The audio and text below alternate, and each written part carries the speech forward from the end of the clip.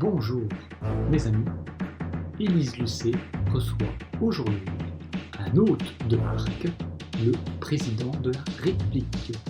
Monsieur Macron nous a fait l'honneur de venir chez France 2.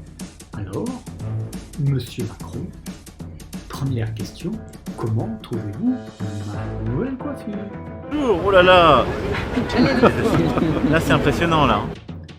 Tous les médias nous annoncent un heureux événement vous concernant, Monsieur le Président.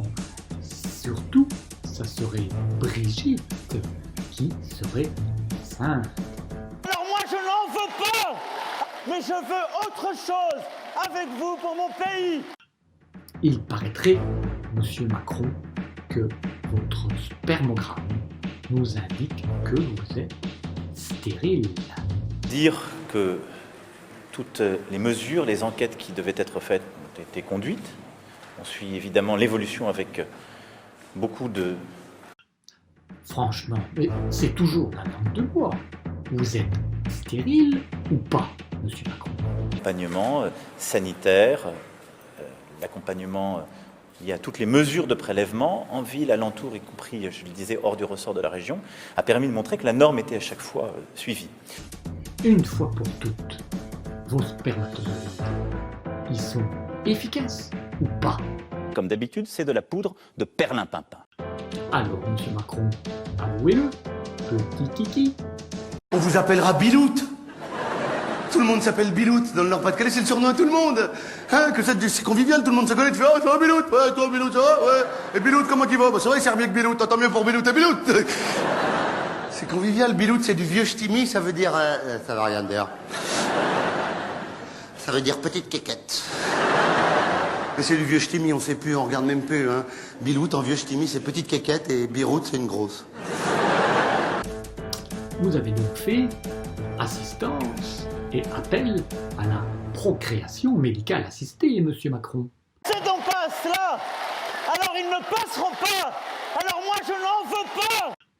Mais c'est pourtant la seule solution, Monsieur le Président.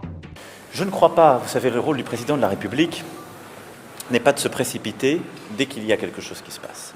Et est-ce que vous avez fait appel à des donneurs de sperme, Monsieur le Président?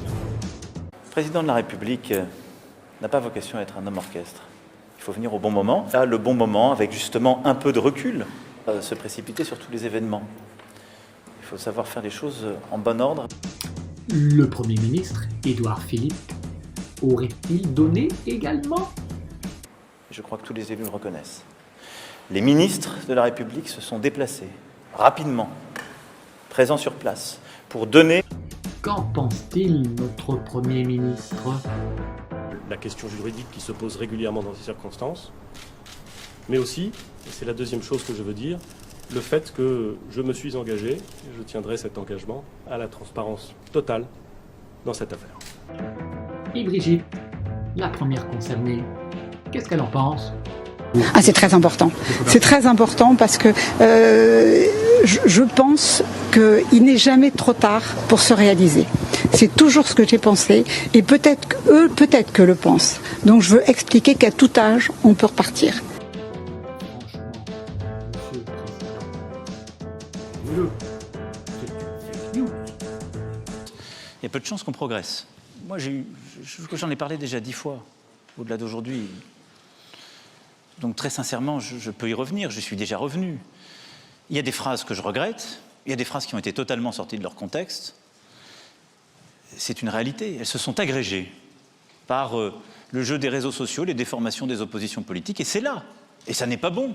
Et ça n'aide ni mon action ni celle du gouvernement, c'est pour ça que je les regrette.